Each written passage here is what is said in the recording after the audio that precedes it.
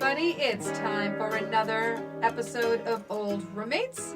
Today on the show, we revisit Risky Business from 1983. So grab your daddy's Porsche, take it for a little spin around the neighborhood, and put on Old Roommates. Our next episode is about to begin.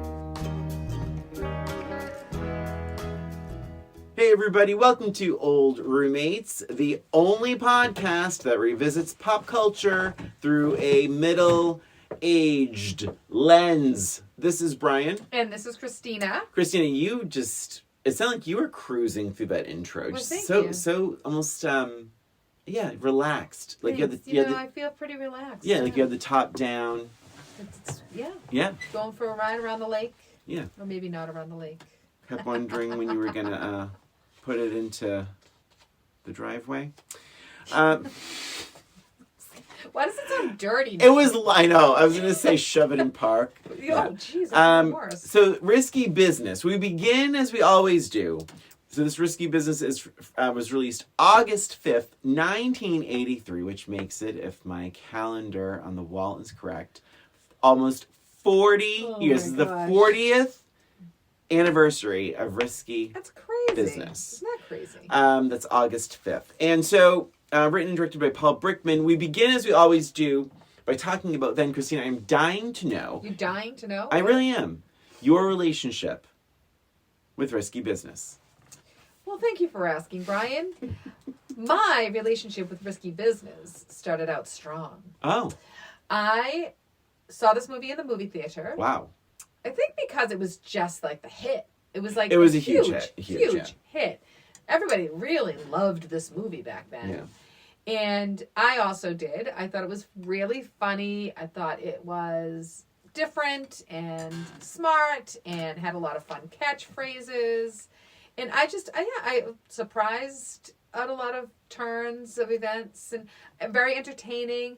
To be honest, I was never, and still am not, a big fan of Tom Cruise. Right. So he was not the draw. It was more the movie itself. The hype. But to be fair, I don't even think I think he had made The Outsiders and Taps. This is really early. So you probably didn't even hate him yet. Yeah. No. So it wasn't like, ooh, Tom Cruise is in there. Right. Yeah. But I actually really enjoyed this movie. I really loved this movie. I'm sure I saw it several times after. Yeah. I don't think I saw it more than once in the movie theater. So you were like 16. Yeah, I was about 16. Yeah. So, but it was good. I actually really liked it. It was, risky. It was risky. How about you, Brian? What about your relationship? So this was definitely a Brian, sneaks downstairs to watch Cinemax or HBO. That's right, because it was kind of like a... that's right. I was 11 when this came out, so...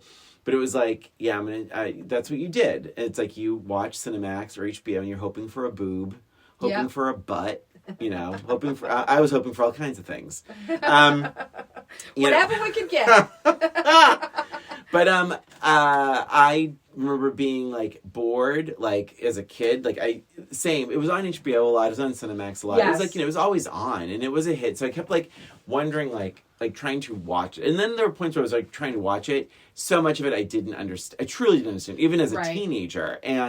But then there was the whole thing with like people are having sex in the house, but it's like, come on, where's like the fun boob-filled montage? Like right? There's nothing. It's like there's.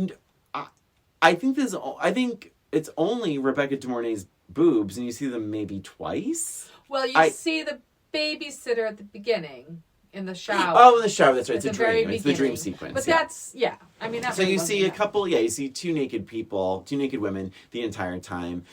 So I don't know. So I think from what I wanted as a teenager, it didn't deliver on, and I just remember being like, oh, it's a little like I don't know, boring and dumb, but I do remember a little too much story. But I remember for this kind of movie, Risky Business, right? And, you expect it's about hookers. A hooker, right? You expect it to be. But I remember, I do remember being scared by the pimp. Yes, and I didn't like that energy at all. Yes. So that was that, and this is now. When did you rewatch Risky Business? I rewatched it a few days ago. Days ago, okay. Yeah, not too long ago. Yeah. And I was looking forward to it. I was just wondering how it would stand up. Yeah. I wasn't, just sort of like, okay, well, let's see how it is. This could be a little shaky. And how did it hold up? I actually didn't mind it as much as I thought it would. Okay. To be honest. Again, not a big Tom Cruise Right. fan, but I am a big fan of Rebecca DeMornay. Mm-hmm. Although I do mispronounce her name, I think. But so I was just kind of curious how it would all pan out. Like if it seemed realistic to me, if it would really work, that sort of thing. Mm-hmm. And I have to say, like, I liked it. I liked it this time around. There were some holes, of course. Mm-hmm. But all in all, I felt like it was pretty good as a revisit. Mm-hmm. What about you, before I go into too many details? Right. I'm going to say something very controversial. Okay. This might be one of my favorite, like, thumbs down to thumbs way up revisits. Wow. I really enjoyed this movie. I found it we talked about this a little bit with Mr. Mom, but there is an efficiency, there's a speed to this movie, there's a tone that I thought was really well maintained throughout. Agreed. And as long as you can get into it, you're really gonna love it. And I was just watching it. I watched it a couple weeks ago, and I was like, just put it on. I really had low expectations. I did too. I think that's why I liked it so much, because the low expectations of this type of movie. I thought it was going to be horrific towards women. I thought it was going to be some sophomoric, even though I've seen it before, I thought it was going to be much more sophomoric in my mind. Oh God, I can't deal with these characters. I can't deal with Tom Cruise as a, spunky little, student. And I remember the Porsche scene very vividly. Yes. And it's going to be like Ferris Bueller all over again, which I didn't like on rewatch. So, but I don't know why. I really enjoyed it. Yeah. And I liked the vibe of this thing where it's sometimes you're just going to say, what the fuck? Yes. This kid, if anything, really, I don't think Tom Cruise is bad in it. I think he's actually really good in it. I just think he's not the character. Yeah. I talked this a little bit with The Shining. Yes. Much less so here, but Tom Cruise is such a movie star now that it's but I'm telling you, even within this movie, I think he's a little miscast. Because he's supposed to be, a nerd. Yes. And I didn't get nerd from him at all. I got someone who's a little afraid of his parents, but even that didn't really ring true, because he took the car out right away. So right, yes. It was a little weird. There was no hesitation. But I will say I did like it a lot more, and I really enjoyed the movie, even though, to your point, it has some holes. There's some character things that don't quite match behavior, but I liked the vibe. I liked the energy behind it. I liked the old-time rock and roll dance sequence. Did you? You didn't. That was one of my disappointments in this movie. Why? Because I just felt it was a little bit boring. For such an iconic scene in a movie, yeah, people dress up. I think people still dress up like him in that scene. It felt very short and just a little bit boring. Oh my God. Yeah, I don't know why. I just was like, there is really? something. This is the scene. This scene I really liked, and I think I remember it when I was young, but it was also I think there's something interesting about movie characters when they're alone. Yeah. Acting like they're alone, and dancing and singing the top of their lungs, and Elizabeth Shue in Adventures in Babysitting, and that movie opens up, she's lip syncing all around her bedroom, and even Baby Houseman on the bridge and dancing by herself and getting, and it actually I really think it's an effective thing. It endears you to these characters that are at the end of the day, when you're alone, you're a little bit goofy. You're gonna sing and dance around your house, and especially if you're a nerdy kid whose parents go away. Yeah. His idea of letting loose is grabbing a candlestick and sliding across the floor. You know what I mean? So it's I actually really liked it, and I liked this. I don't know. I think it's a very effective 80s thing with where movie characters are alone. Yeah. dancing by themselves, singing by themselves, lip syncing by themselves. That is something you do as a young person. I agree. I just thought it was a bit boring. I thought it was like for that iconic scene. I expected too much more. clothing on Mr. Cruz, perhaps. No, it was plenty of clothing. It was fine. Wow. I don't need to see him naked. I really don't. He does not. He does not do it for me. Why? He never has. Oh God, Christine, I feel like there's a story there. I don't know. Maybe there So is. I did write my general note. As much as I loved it, he's not a very good kid. I mentioned the thing about the Porsche. Like, that's instantly. He really isn't a good kid. And he's supposed to be this nerdy. Like, that's what I mean by the character development's a little odd with him. He lets his friends fuck. Like, how long have his parents been gone? Like, oh yeah, hours? There's no hesitation. The friend shows up with his girlfriend. Hey, can we use your room? It's like, can we use your bedroom? First of all, gross. That's so disgusting. I guess that's a teenage boy thing. I don't know. But that's so gross. That's gross. And then the fact that they're so loud. That seemed a little bit unrealistic to me. I'm sorry. It's this big, beautiful house. Yeah. And you can hear them as clear as if they were right next to it. No, that didn't track for me. Yep. I did laugh talking about the car though. Yeah. When they go to back it out, the second they back it out, it dies. That made me laugh. Yeah. But yeah, he doesn't seem like he's going to, like, afraid he's going to get caught. Yes. Right? He doesn't seem like any of that. Again, so I wonder if, like, Ferris Bueller. they've gone out. Yeah, exactly.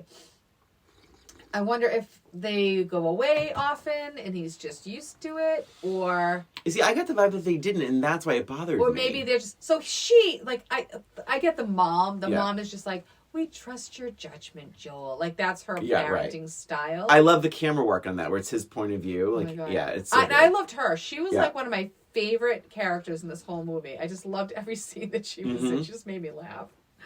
But it didn't seem like he was afraid he was going to get caught. So maybe he was just overconfident or something. But yeah, there was no fear. Yeah, no fear. He's inviting prostitutes. Yeah. Out of well, I know he didn't. But he eventually did. Yeah. He called Rana. But jumping before that, he's comfortable leaving a prostitute in his house. Oh my God. That frustrated me so much. Me too. And he wasn't super comfortable with that. He wasn't, he was but trying he still to get did it. But she convinced him pretty easily. And it's also interesting to think, like, you know, like this whole thing with the want ads and like finding the woman and you know, and it's Jackie shows up. And it's funny because you think about now with like all these dating apps and people are, you know, hooking up so easily that I would imagine then it's like a dicey situation inviting someone to your house where you live from a newspaper ad. There's no photo. Right. Sure, you're talking to the person for 10 seconds on the phone. But I will say, to the movie's credit, I thought the Jackie stuff was handled very well for the 80s. I thought it was too. I was nervous. I was a little nervous about that scene. There's no homophobia. It was excellent. Yeah. Excellent. And she was great. Yeah. Jackie was great. Yeah. I thought it was funny that the whole, like, she's talking about, well, you know, I'm going to have to be reimbursed. And she's talking about the cab and back and forth and the time. And I was literally thinking she was going to say like $300. Yeah. And she's like $75. I'm like, wow, that's not too bad. I did love the dream. Get off the babysitter, Joel. Yeah, I thought that was cute. I liked that dream. However, it wasn't a dream. If you remember correctly, it wasn't a dream. This is him jerking off in his bed.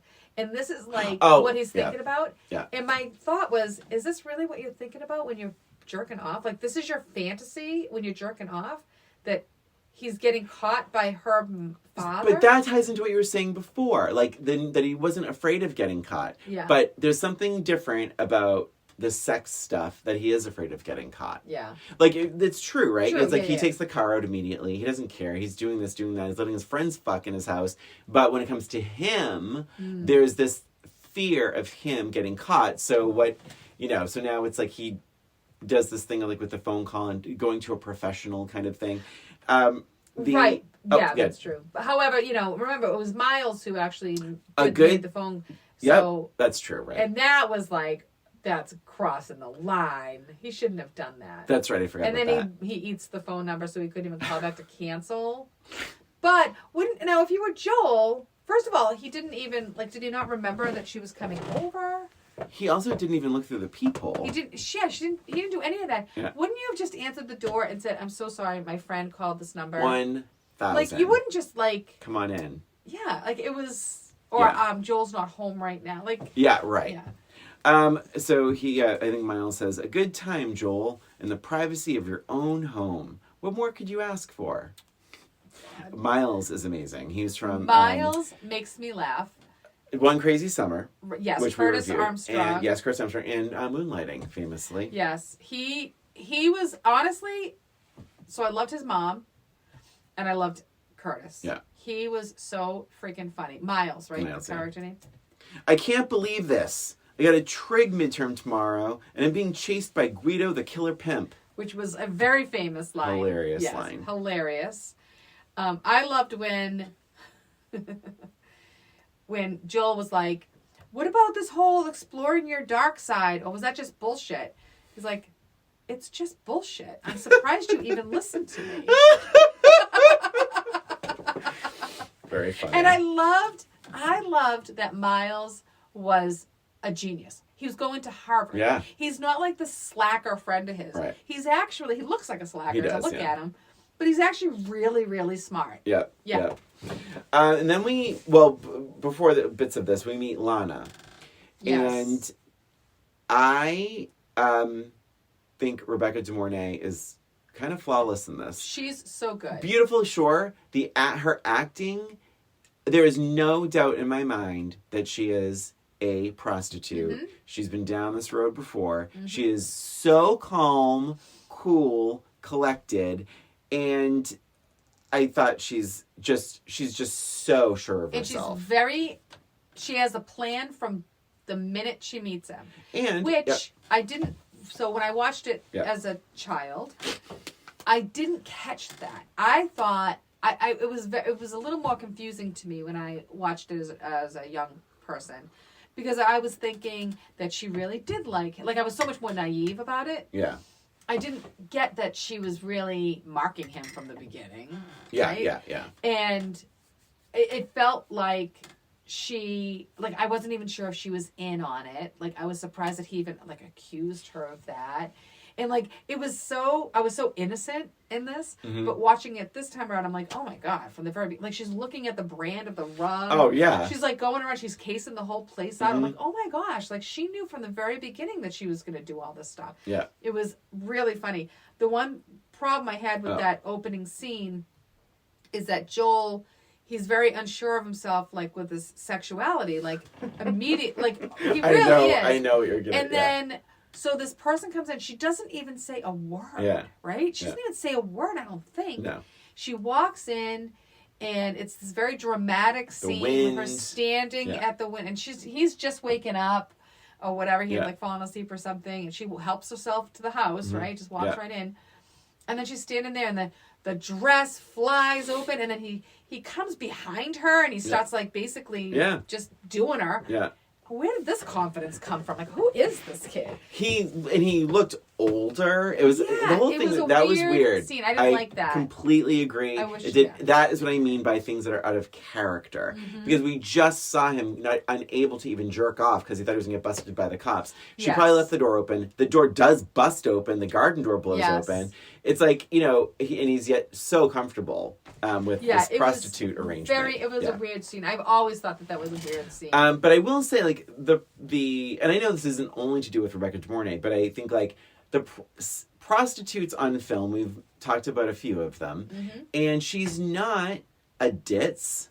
She doesn't talk like she's from Long Island. It's there's not that, and I know people from Long Island don't talk that way. But my point is, we are led to believe through pop culture that every prostitute talks like this, chewing gum. How much you got, honey? Super sleazy looking. Sleazy, teased out hair, makeup, chomping gum. Yeah, and she is none of these things. No. And I think it makes the story so much more interesting. I'm so happy they did it that way. Yeah. And even her friends, they're a little more stereotypical, but they're not super stereotypical. It is bizarre to me that this movie, and I maintain what I said earlier, does not have a whorehouse montage.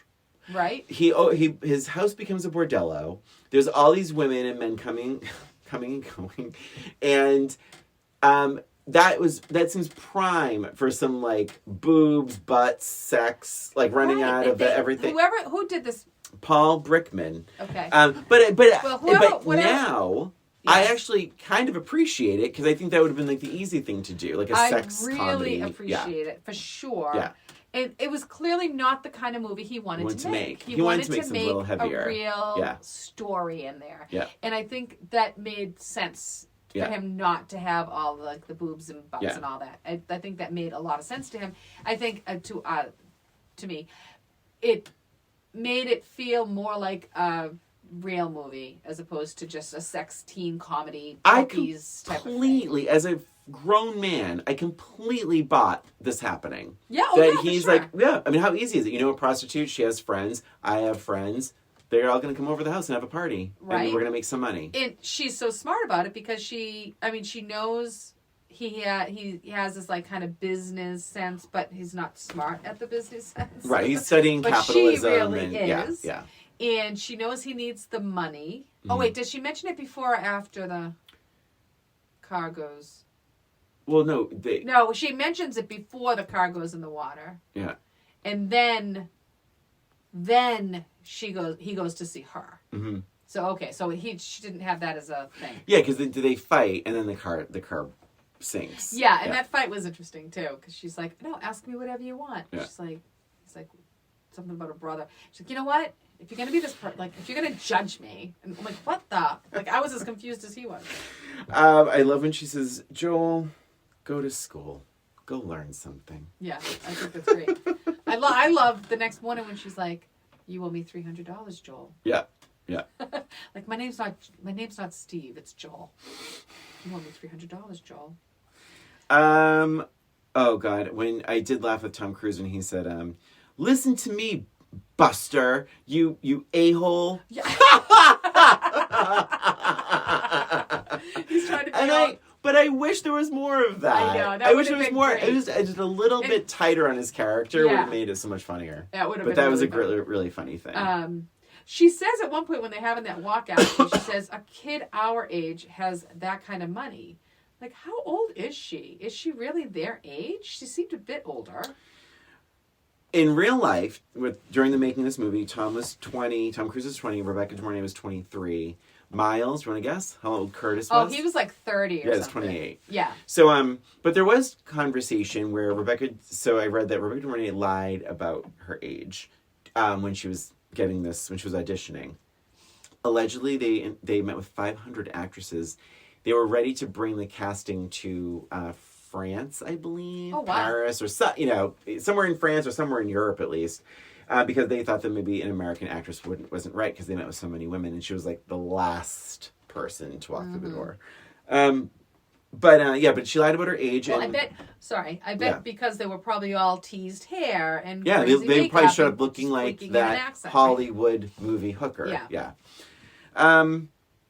But yeah, to your point about our age, I felt she was a bit older as well, but it didn't bother me. But it was it was just surprising for her to say that. Yeah, and then maybe she was a smart character, so she might have been saying lying that she was his age, just to be relatable. Do you know who one of the call girls was? Megan Mullally. Oh, you're so good, Christina. I saw her name. I didn't see her though. Did you? I was looking for her. So what I did is I just did some Googling because I saw her name in the credits and I was like, well, where? I don't want to watch the whole scene again, but she had really long blonde hair and she's blocking the door. So when the guy from Harvard, is it Harvard or Princeton? Princeton shows up from One Day at a Time. Yes. Richard Mazer, right? Yeah. He shows up and she's in his way and he has to open the door. So she's there, but she doesn't say a word or anything. No. She was call girl number 6. Yeah, exactly. Like but she's blonde in it. Let's see. I love the car scene when it goes into the lake. I always it's so good. He's great in that. It is. It feels so real. So good. Mm-hmm. It's just so terrifying. Mm-hmm. And then you have that little reprieve. And you think everything's okay. Everyone's okay. And then it just goes boom, bam. And everybody goes, I'm like, whoa, that was so good. Yeah. Really good. And he was terrified.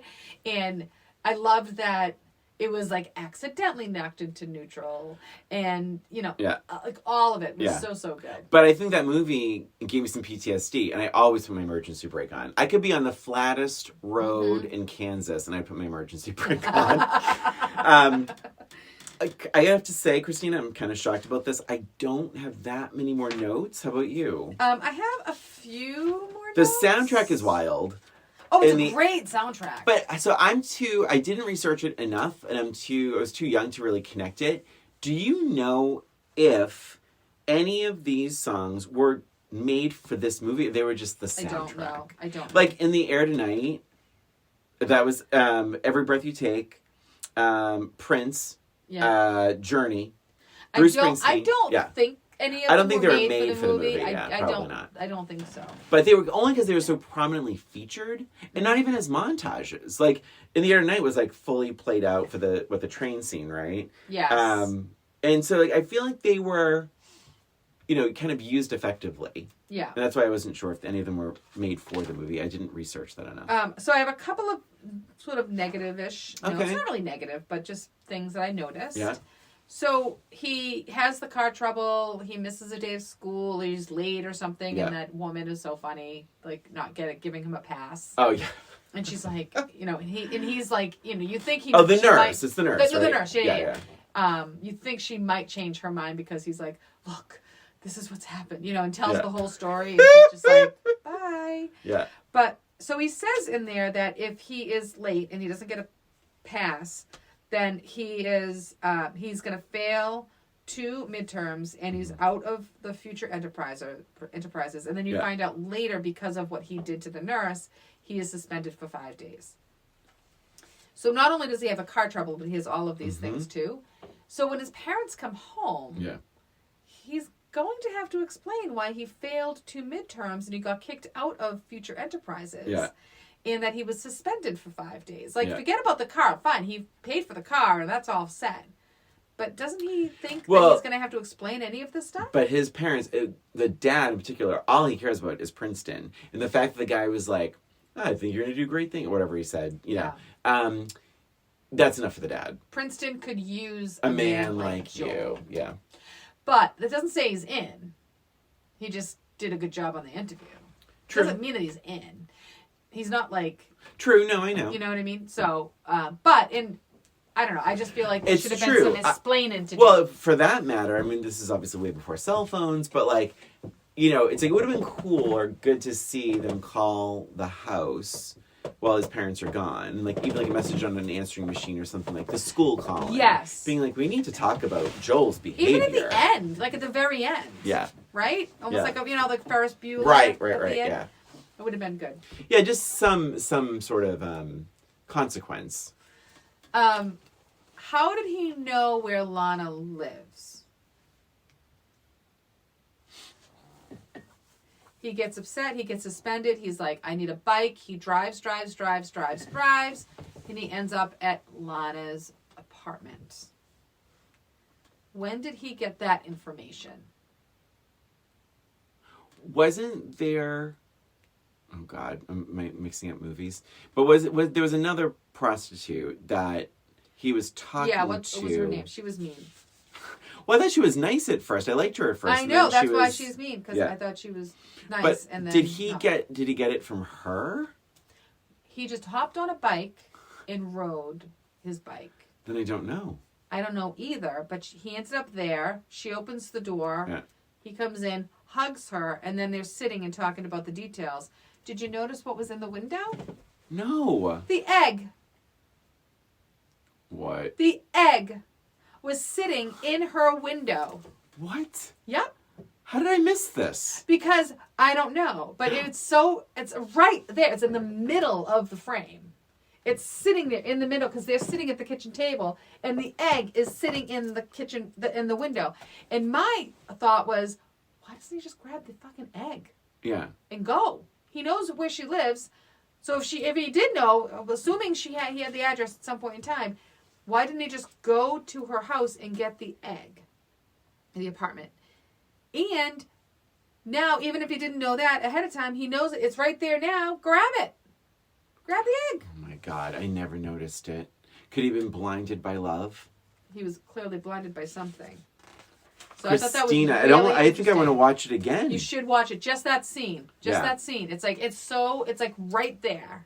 It's hilarious. Right in between the two of them. Now it's all I'm going to see when I see it. That's all you're going to see. You just noticed it instantly? Well, as he was coming in, I was actually thinking about it. I'm like, why, because I'm like, why isn't he just going to look for the egg? Like, I was thinking to myself, why wouldn't he ask her for the egg while he's there as a critique? Yeah. And then when he sat down, I'm like, oh my God, it's right there. Why doesn't he just take the egg? I never noticed it. That was like the I guess I crux didn't even of all of his problems. But I wouldn't even think I would notice it because I felt that Lana, and probably through his eyes, was innocent. That it was her pimp doing all these crazy things. And like, she took the egg originally because when he was at school, because when he was at the bank getting the $300, he came back, she was gone. Right. And he's like, oh, good, I'll just grab $300. And then he's like, oh, the egg's missing. Yeah, right.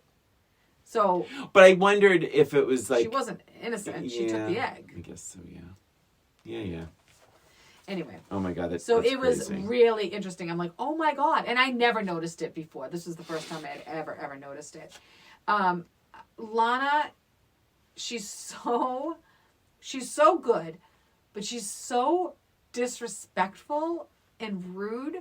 When he's trying to interview... Oh, that drove me nuts. Oh my God. I'm like, Lana, he needs like 10 minutes. This is like, come on. Everything else. You're getting away with everything else. He just needs to be in this room for like 15 minutes. Yes. Mm-hmm. Yes. We need the bed. Yes. Agreed. But he needs, this is important stuff. Right. That was my negative also. Yeah. Did you, and the other thing that kind of made me cringe during like the whole like whorehouse scene or whatever, the little boy, he's like a little boy. He's probably like 12 years old sitting on the couch. And then these two prostitutes. Yes. I'm like, oh, he's too little. Yeah. He's too young. Yeah. Yeah. That made me a little bit uneasy. Yes. And what did you think of the train scene? I thought it was just okay. Yeah. I didn't there's no nudity. No. It didn't even really look like it was all that fun. Right. It's also... Those are all my notes. It's also a fucking subway. And it's gross. Dirty, gross. Yeah, it's not even like a commuter rail. It's like a subway train. Yeah, it's a subway. Yeah. I remember people talking about the subway, like the train scene, and feeling like it was so dirty, hot, sexy, erotic, wild, all of those things. Yeah. And I'm watching it now, and I'm like, do I have like a made-for-TV version of this movie? And edited. And it was like in slow motion. Yeah, it wasn't. It was weird. Sexy. I didn't find it sexy. It was not. It wasn't sexy. And even like the guys staring at him, like that kind of. Yeah. That lost any kind of appeal. So yeah, I thought that was really interesting. The ending is my last bit of notes. The ending, yes. So, did you watch the director's cut of the ending? Because I did. I don't think so. It's basically the same ending. They're in the restaurant, and the conversation is almost the same. But basically, it's like he asks her if the train was a setup. Yes. And she says no. So that still happens in the director's cut. And then I don't know if she says, "Do you believe me?" or something like that. And he, and then there's a long pause. Does she actually say no? Like those words? Or I feel like she was playing around with the answer a little bit. No, she says no. She does. Yeah, I think in both cuts she says no. And then she says, but then there's a long pause and she says, "Why is life gonna be so tough?" And then he says, "Come here." And then she leans over and he says, "Closer." And then she sits on his lap. And then he says, my name's Joel whatever, blah, blah, blah. I raised $8,000, right? That's like over, yeah. And he says, "Ain't life grand?" And then it ends. That's the director's cut. In the movie that we all watched, I like the ending. I like the ending they used better. Like, the director was really unhappy with the ending. He doesn't say "ain't love grand." He says, what's the famous line? It was Hell of a ride or something like that. Yeah, something like that. Was it something like that? Oh shit! What the hell is it? Oh my god! I'm sure people are listening, going, they don't remember the line. But all that to say, but then it goes from there. From the restaurant, it goes into them walking through the park. Correct. Yes. And that I thought was really cute. I thought they had great chemistry. That was very cute. There was a little bit more optimism and hope in that, and I thought it was really funny when he says, "How much money do you have on you?" Yes. Like, I was like, you know what? Can I owe it to you? Yeah, right. I liked that. That was like, very I actually preferred the used ending versus the director's cut. Yeah, I liked it. I really liked that ending too. I thought it was a cute, like uplifting kind of thing. Oh, it's gonna drive me crazy. My phone is recording, so I can't look it up. But I'll look it up for you if you want. want. I have some trivia while you do that. So yeah, and the only other note is I just felt like I did wonder why he would ever go to dinner with her. If since she clearly set him up, but again, like back then, I didn't think it was a clear setup situation, but now it's like definitely was a setup. Because even he said, "Did you have a nice choo-choo ride? I heard you like choo-choos." Joe. Oh, we never even talked about him. Oh, the pimp. Yeah, the pimp. He was really, really good. That's Joe Pantoliano from The Goonies. Yeah, he was very good. Budget. 6.2 million. Box office 63.5 Holy crap. million. We'll wait for Christina to find that little quote. Yeah. Bronson Pinchot in the 2000. I know he was great. Thought he was great. 2009 interview with the AV Club said that Tom Cruise was the biggest bore on the face of the earth. Oh my God. Curtis Armstrong, when asked about Tom Cruise and Risky Business, said he was always late. He was very casual with other people's time. But in spite of it all, it's difficult not to like him. Interesting. That's interesting. Original title of this film, White Boys Off the Lake. Oh my God. I know. That was glad they changed it. And the sales for Ray-Ban Wayfarers. Oh my God, that's right. So between this movie and The Blues Brothers, the Wayfarer skyrocketed 2,000% in sales after the release. Original, you're not fine. It's okay. I'm not funny. It's okay. Keep going. I'll still. Original casting considerations for Joel: Nicolas Cage. Yep. John Cusack, which I feel like he'd be too young, and Tom Hanks. They all auditioned. Tom Hanks, I don't think would be good. Lana, I don't know if I said 500, I should have said 300. Lana, 300 actresses auditioned, including Kim Basinger. Oh, she would have been good. There's something, if you dive deeper into it, she says that she didn't like the script, which, I don't know. I do have a match game. Yeah, I can't find this. Damn it. Sorry about that. I have a match game as well. Okay. Do you want wait. Oh, no, I have an FMK, I think. Okay. Hold on. Let's see what I have. Just looking through my notebook. Yeah, I have an FMK. All right. Do you want to do your FMK first? Sure. All right. All right. My FMK is not terribly difficult. All right. Joel. Okay. Guido. And Miles. I think this is very easy. Ding. Dang. I'm going to F Joel. Yep. Marry Miles. Yep. Kill Guido. Me too. Yeah. Yeah, and that's what I had for you. Miles is fun, and he's smart and funny. Smart, funny. Yeah. I mean, he's a little bit rude, but he's fun. Yeah. Yeah. Here's my match game. Ready? Yes. Well, I think Joel is still using the house as a brothel. Oh, no. Yeah. I drove by the other day, and there was a blank on the lawn. That's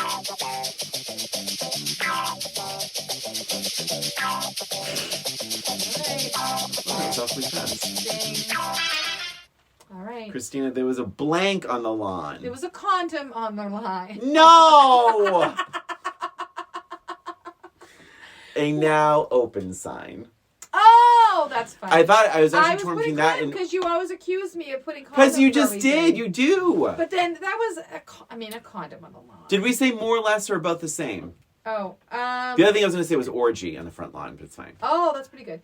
More or less about it. See, for me, it's I think maybe more. Way more for me. Yeah, I think maybe I liked it before, but I do. Yep. I think I liked it a little bit better this time around. And it's quick too. I think there's not a lot of fat in this movie. It's an easy watch. It's fun. Liked it a lot. A great. I'm gonna say for me, an excellent rewatch. Wow. Yeah. Yes, you said it was probably one of my. I think one of the best. At least the best in the last year of doing this podcast from the 3 years we've been doing it. Wow. But yeah, I think it's one of probably the best rewatch I've had in the past year. Mr. Mom is up there too, but yeah. Yeah. All right, and that is Risky Business. And that's it for us and for this episode of Old Roommates. Thank you for listening. Please remember to follow us on Instagram or YouTube, where we have our episodes as well as a little extra. And if you have any questions about our show, any suggestions for movies we could revisit, reach out to us at oldroommatespod@gmail.com. Thanks again for listening. This is Brian. And this is Christina. Until next time.